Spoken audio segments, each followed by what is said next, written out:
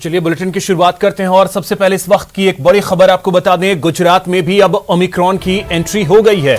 एक शख्स यहां पर संक्रमित पाया गया है ओमिक्रॉन वेरिएंट का। दक्षिण अफ्रीका से आया शख्स ओमिक्रॉन से संक्रमित मिला है।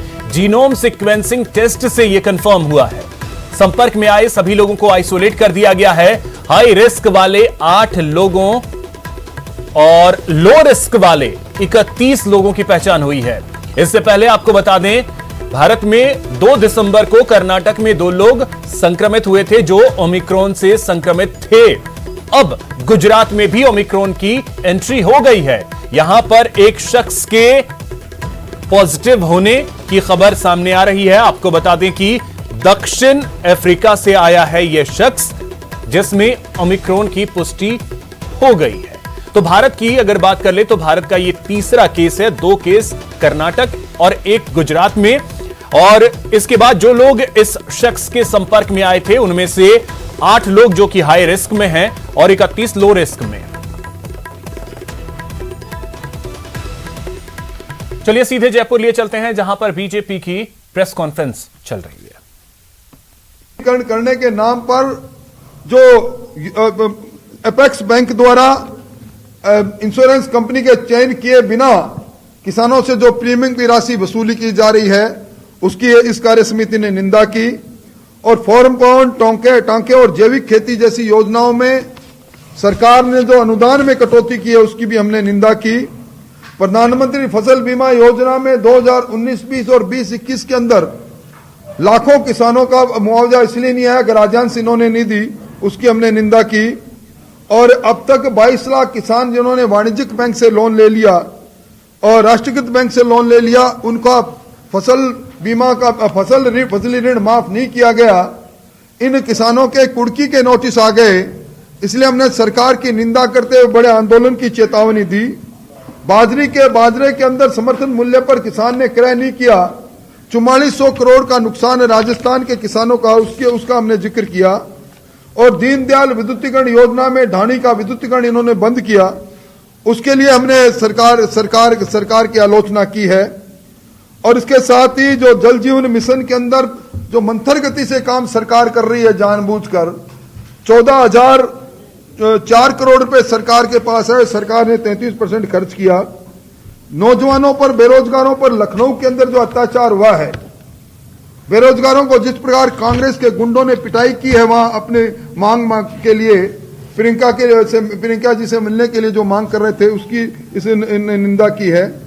और आरपीएससी में जिस प्रकार मंत्रियों के परिवार को उपकृत किया गया है, रीट की परीक्षा यूपी ने रद्द की, दोबारा कराने का ऐलान किया।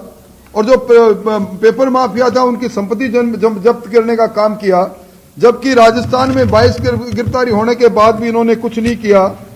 राजस्थान में सर्वाधिक बेरोजगारी होने पर भी, और अब नीति आयोग के ताजा सर्वेक्षण में राजस्थान में 29% लोग गरीब होने के लिए जो सर्वेक्षण आया है और राजस्थान की बदहाली की तस्वीर को बता रहा है।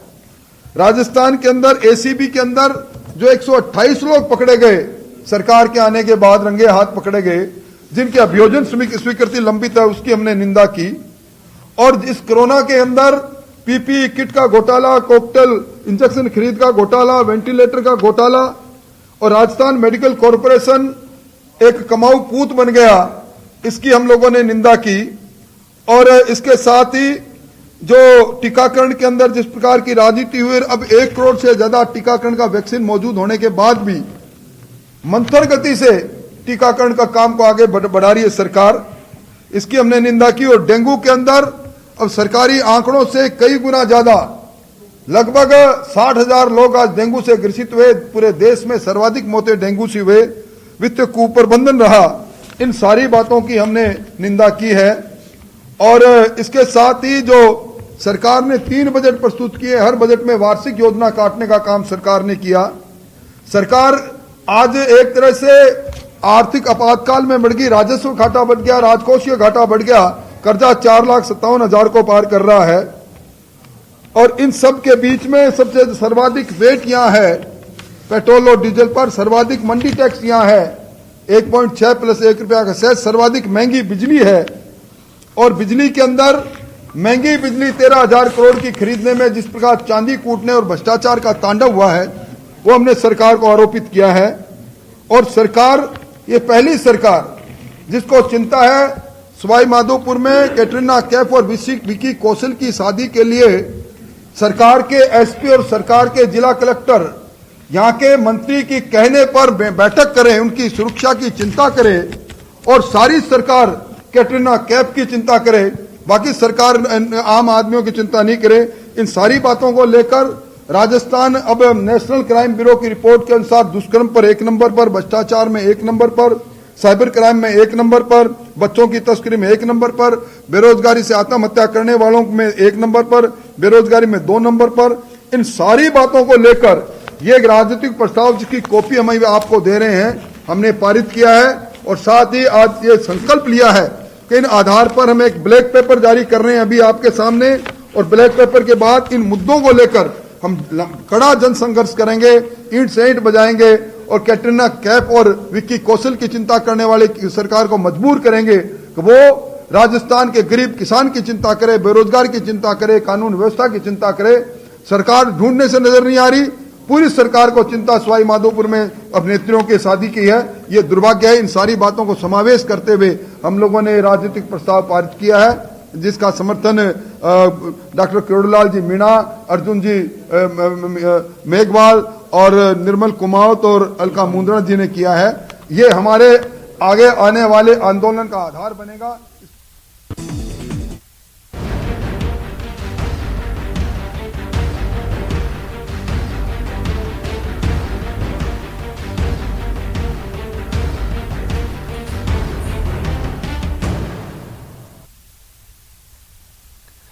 तो चलिए अब बात करते हैं गृह मंत्री अमित शाह की, जो जैसलमेर में हैं और अब वो पहुंच चुके हैं रोहिताश चौकी पर। ये तस्वीरें हम आपको दिखा रहे हैं सबसे पहले न्यूज 18 राजस्थान पर। ये तस्वीरें आप देख सकते हैं, रोहिताश चौकी पर पहुंचे हैं, ये आप देखें। तो पहले तनोट माता के दर्शन किए और दर्शन करने के बाद इन शेरों के बीच पहुंचे हैं शाह। तो सबसे पहले ये तस्वीरें न्यूज 18 राजस्थान पर हम आपको दिखा रहे हैं। ये अब से कुछ देर पहले की तस्वीरें हैं जब शेरों के बीच पहुंचे थे अमित शाह। श्रीकांत व्यास सहयोगी इस वक्त हमारे साथ जुड़ गए हैं। श्रीकांत, क्या जानकारी वहां से अमित शाह पहुंच गए हैं रोहिताश चेक पोस्ट? जी, मैं आपको बता दूं कि केंद्रीय गृह मंत्री तनोट के बाद जो है वो रोहिताश बॉर्डर पर पहुंच चुके हैं। बॉर्डर पर देश के जवानों के बीच जो है वो देश के शेरों के बीच शाह पहुंच चुके हैं। इस वक्त जो है वो रोहिताश चौकी पर पहुंचे हैं, जहां से जो है वो सैंड स्कूटर के माध्यम से जो है सनसेट पॉइंट देखने के लिए निकल चुके हैं। वहां पर 108 बटालियन के कमांडेंट जो है वो उन्हें वहां की सीमा चौकी का जो है वो प्रस्तुतिकरण करने वाले हैं। वहां से सनसेट पॉइंट जो है वो दिखाया जाना है।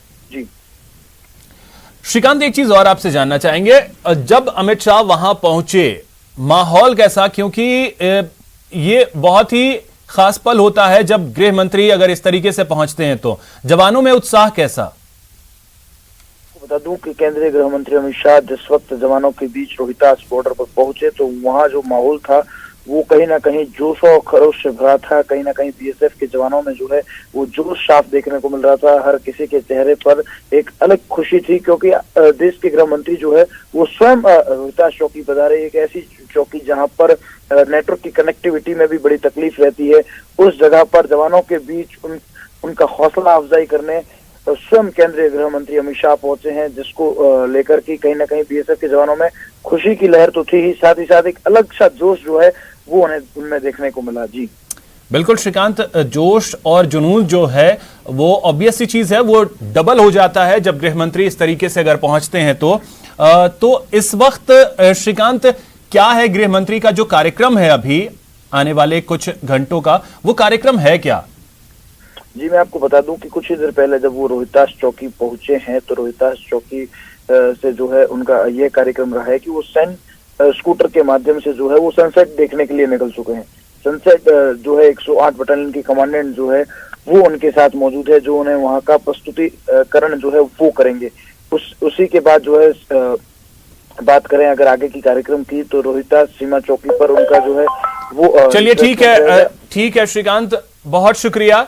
और नजर आप बना करके रखिए, आगे जो कार्यक्रम और भी होंगे, अपडेट जो भी होंगे वो हम आपसे लेते रहेंगे। फिलहाल आपका बहुत शुक्रिया तमाम जानकारी के लिए। और साथ ही इन तस्वीरों को आप देखिए, गृह मंत्री अमित शाह जब पहुंचे रोहितास पोस्ट पे और उसके बाद वहां आप देखिए जवानों का जो जोश है वो किस तरीके से दोगुना हो जाता है। अगर देश के गृह मंत्री इस तरीके से पोस्ट पे पहुंचे तो ऑब्वियस सी चीज है कि जोश दोगुना होता है। यहां रुकेंगे एक छोटे से ब्रेक के लिए।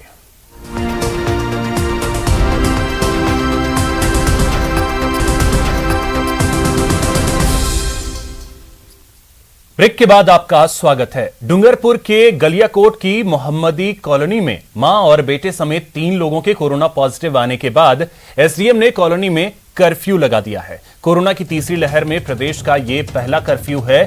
कॉलोनी के आसपास के इलाके में बैरिकेडिंग कर पुलिस तैनात कर दी गई है। कर्फ्यू की वजह से कॉलोनी में सन्नाटा पसरा हुआ है। वहीं कॉलोनी की दुकानें और लोगों की आवाजाही बंद है।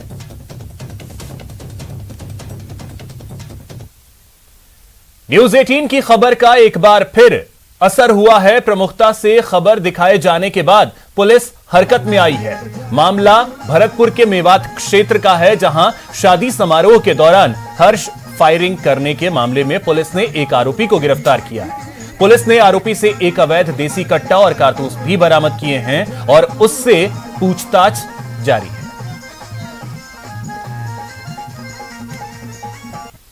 तो फिलहाल इस बुलेटिन में इतना ही। नमस्कार।